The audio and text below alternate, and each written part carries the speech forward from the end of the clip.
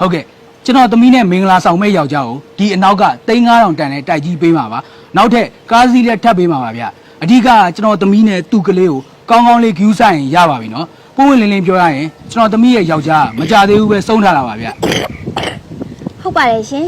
ကျမနဲ့မင်္ဂလာဆောင်မဲ့သူကအရက်ပဲရှိရှိအရက်ပဲပူပူအသားပဲဖြူဖြူအသားပဲမဲမဲဘယ်လိုပဲဖြစ်ဖြစ်ရပါတယ်ရှင်အဓိကကျမနဲ့ကျမသမီးလေးပေါ်မှာကောက်ကောက်မှုကိုဂယူးဆိုင်ပေးကိုအဆင်ပြေပါတယ်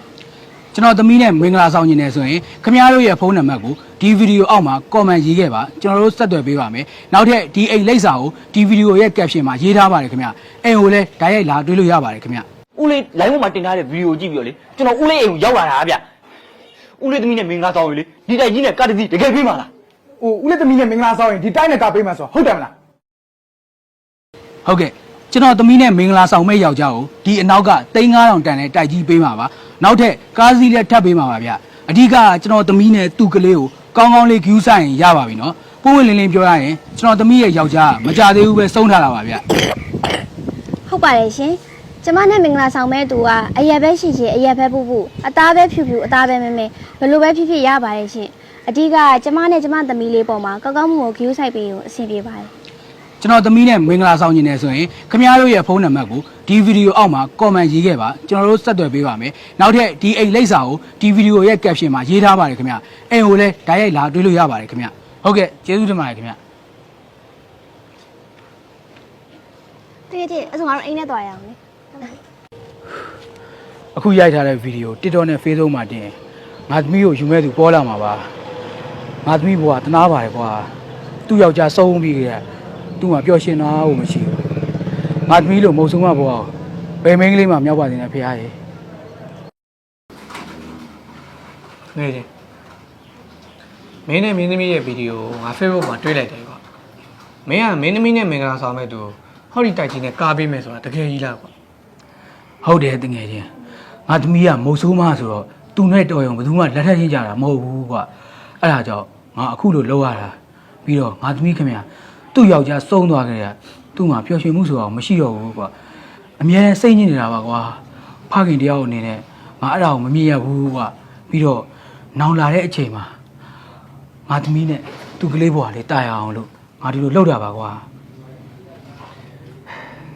လေးစားပါတယ်တကယ်ချင်းဟာမင်းသမီးပျော်ရွှင်မှုအတွက်မင်းမရှိတဲ့ပိုင်ဆိုင်မှုအားလုံးမင်းကပေးလိုက်တာပဲကွာ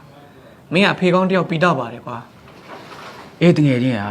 ငါကတော့ငါသမီးအတွက်ယောက်ျားကောင်းတယောက်နဲ့သူ့ကလေးအတွက်ဖခင်ကောင်းတယောက်လိုချင်တာကွာ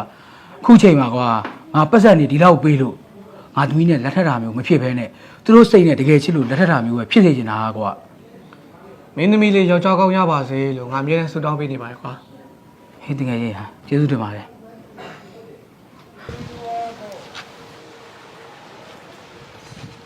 ဟောဒါလိုင်းပေါ်ဟိုဘိုးတော်ကြီးပြောတာသူ့သမီးနဲ့မင်္ဂလာဆောင်ရမယ်တိုက်ကြီးနေမှာဟာကွာတိုက်ကြီးကြီးပဲရှယ်ကြီးပဲကွာဟာကာဟောမိုက်တယ်ကွာဒီကားကြီးပါရမှာတွားမယ်ဦးလေးလိုင်းပေါ်မှာတင်ထားတဲ့ဗီဒီယိုကြည့်ပြီးတော့လေကျွန်တော်ဦးလေးအိမ်ကိုရောက်လာတာဗျဦးလေးသမီးနဲ့မင်္ဂလာဆောင်ရင်လေဒီတိုက်ကြီးနဲ့ကားတစ်စီးတကယ်ပြေးမှာလားဟုတ်ပါတယ်ဗျတကယ်ပေးပါဗျဦးလေးဒါဆိုရင်လေဦးလေးသမီးနဲ့မင်္ဂလာဆောင်မဲ့ကိစ္စကိုဗျအမြန်ဆုံးလာစီစဉ်လိုက်တော့ညက်ပြန်မဲ့ဆောက်ဝဲဗျာမင်္ဂလာဆောင်ပြီးငါဒီတိုက်ကြီးရောက်ငါတရေရှိပြီကွာဒီလေအရင်ဆုံးဦးလေးသမီးကိုအပြင်မှာမြင်မှုအောင်ကြည့်လိုက်ပါဦးဟာဦးလေးသမီးကအရေးမကြည့်ဘူးဗျမြင်စရာမလိုအရေးကြီးတာဒီတိုက်ကြီးနဲ့ကားတစ်စီးရောက်ဖို့အရေးကြီးတာဗျအပေါ်မှာအခန်းနေရှိသေးလားကျွန်တော်အပေါ်အခန်းနေတက်ကြည့်လိုက်အောင်မယ်ဦးလေးမနေ့ကမင်္ဂလာဆောင်ဖို့စီစဉ်လိုက်တော့ဗျာ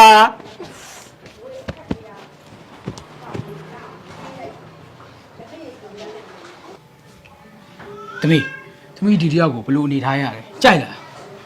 သမီးမကြိုက်ဘူးဖေ။ तू ကသမီးကိုလိုချင်လို့ဒီကိုလာခဲ့တာမဟုတ်ဘူး။ तू ကသမီးထက်ဒီတိုက်တွေကားတွေကိုလိုချင်လို့လာခဲ့တာ။သမီးကတကယ်လို့ तू နဲ့မင်္ဂလာဆောင်လိုက်မယ်ဆိုရင်သမီးနဲ့သမီးရဲ့ကလေးပေါ် तू ကဂရုစိုက်ကျင်တာမျိုးရှိမှာမဟုတ်ဘူးဖေရဲ့။ဟုတ်ပြီလေသမီးတဘောပါဟာဦးလေးဟိုဦးလေး line ပေါ်မှာလေဦးလေးသမီးနဲ့လေဟိုဦးလေးသမီးနဲ့မင်္ဂလာဆောင်ရင်ဒီတိုင်းနဲ့ကပေးမှာဆိုဟုတ်တယ်မလားဟုတ်ပါတယ်ဗျ ဟာဦးလေးတကယ်ပေးပါနော်ဟိုတကယ်ပေးမယ်ဆိုကျွန်တော်မင်္ဂလာဆောင်မယ်ဗျာအေးအဲ့လိုမှမဟုတ်ရင်ကျွန်တော်တိုင်းနဲ့ကားနဲ့မပေးဘူးဆိုရင်တော့ကျွန်တော်မင်္ဂလာမဆောင်ဘူးနော် အဲ့မှာတူလေးဦးလေးသမီးဘယ်လိုသဘောရလဲသူ့ကိုတစ်ချက်မေးကြည့်လိုက်အောင်မယ်နော်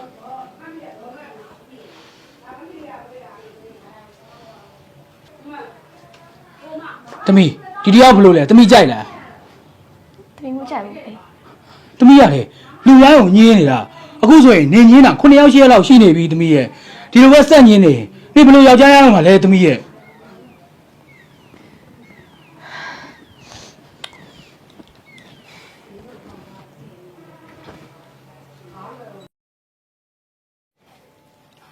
ဦးလေးဦးလေးဟာဦးလေးသမီးနဲ့မင်္ဂလာဆောင်ရင်တိုင်းနဲ့ကားပေးမယ်ဆိုတဲ့ဗီဒီယိုလေးကျွန်တော်တွေ့ထားလို့ပါတယ် ဒီတိုက်ကြီးနဲ့ချမ်းရှိရရက်ထားတဲ့ကားကြီးရောက်မှာပေါ့နော်အမေတို့အဲ့ဆိုရင်တော့အမေတို့ဒီထက်ချမ်းသာပြီငါသားရောင်းလို့ဟုတ်တယ်ဗျမင်္ဂလာဆောင်ရင်တိုက်နဲ့ကားပေးမယ်ဆိုတဲ့ဗီဒီယိုကကျွန်တော်တို့ပဲတင်ထားတာပါဗျ ဟာမမမဟုတ်ဆုံးပါလားစိတ်မညစ်ပါနဲ့ဗျာကျွန်တော်မင်္ဂလာဆောင်ပါပါပြီးတော့မင်္ဂလာဆောင်ပြီးရင်လည်းကျွန်တော်တို့တမိသားစုလုံးဒီအိမ်မှာပြောင်းလာနေပါလေ ငါတို့တမိသားစုလုံးကနင်းနဲ့မင်္ဂလာဆောင်ပြီးရင်ဒီအိမ်မှာတမိသားစုလုံးပြောင်းလာမှာနော်ငါတာလူပြိုလေးနင်ကမုတ်ဆိုးမဆိုတော့ငါ့ကိုလည်းနင်ပြုစုရမယ်နော်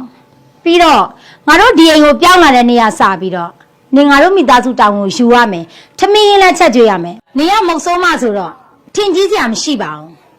ငါတို့ကနင်တို့တင်ထားတဲ့ဒီတိုက်နဲ့ကားနဲ့ကိုပေးမယ်ဆိုလို့ငါသားလူပြိုလေးနဲ့နင်းကိုငါပေးစားဖို့စီစဉ်ရတာ တော်ကြပါတော့ရှင်ရှင်တို့ကကျမကိုမုတ်ဆိုးမဆိုပြီးတော့အထင်သေးရလားရှင်တို့လည်းမဟုတ်ပါဘူးဒီကိုလာသမျှလူတွေအကုန်လုံးကလည်းအဲ့လိုပဲဒီမှာကျမကိုမုတ်ဆိုးမဆိုပြီးတော့အထင်မသေးလိုက်နဲ့နော်ရှင်တို့ကကျမနဲ့မင်္ဂလာဆောင်နေတာကနည်းနည်းကျမရဲ့ဟောဒီစီးတဲ့ဥစ္စာတွေကိုလိုချင်တာကများများကျမတခါလေးပြောလိုက်မယ်ကျမနဲ့ကျမကလေးကိုကျမကောင်းကောင်းမွန်မွန်ခီးဆိုင်ပြီးတော့စောင့်ရှောက်နိုင်တယ်အဲ့တော့ကျမတို့ဘယ်ယောက်ျားမှမလို့ဟောဒီမင်္ဂလာကိစ္စကိုလည်းကျမဘက်ကနေစပြီးတော့ဖြတ်သိမ်းတယ်အဲ့တော့ရှင်းလို့ပြန်လို့ရပါပြီ စိတ်မဆိုးပါနဲ့ဗျာကျွန်တော်ကဒီဟာလေးကိုမတ်လို့မဟုတ်ပါဘူးမမကိုကျွန်တော်တကယ်ချစ်တာပါဗျာ ဒီမှာကျမရှင်းလို့ပြည့်ရပြောပြီးပြီနော်ရှင်းတို့ဒီနေရာကနေထွက်သွားလိုက်ပါတော့ကျမတို့ဘယ်ယောက်ျားမှမလို့ နင်အဲ့လိုညင်းမယ်ဆိုရင်အစကတည်းကဒီတိုက်နဲ့ကားနဲ့နင်တို့ပေးမယ်ဆိုပြီးမတင်နဲ့လေလူတွေကိုမလိမ့်တဲ့ဘက်နဲ့မပေးနိုင်ပဲနဲ့လာတင်နေတာနင်တို့မဟုတ်ဆုံးမငါသားလူပြိုလေးနဲ့ပေးစားမှာငါတို့ကတော့တနာသေးတယ်မပေးစားနေပေါ့ ဒီမှာကျမရှင်းလို့ပြည့်ရပြောပြီးပြီလေရှင်းတို့ဒီနေရာကနေထွက်သွားလိုက်ပါတော့ လာငါသား တမီးဘယ်ယောက်ျားမှမယူရှင်းတော့ပြီးတော့ဘယ်ယောက်ျားမှလည်းမလို့တမီးရဲ့တမီးလေးထွက်တမီးတယောက်လုံးရှိပါတယ်တမီးသူ့ကိုကောင်းမှုပြုစုဆောင်ရှောက်နိုင်ပါတယ်ဖေ သမီးရဲ့စိတ်ထဲမကြပါနဲ့သမီးနာမှာအဖေတယောက်လုံးရှိပါသေးရဲ့သမီးရဲ့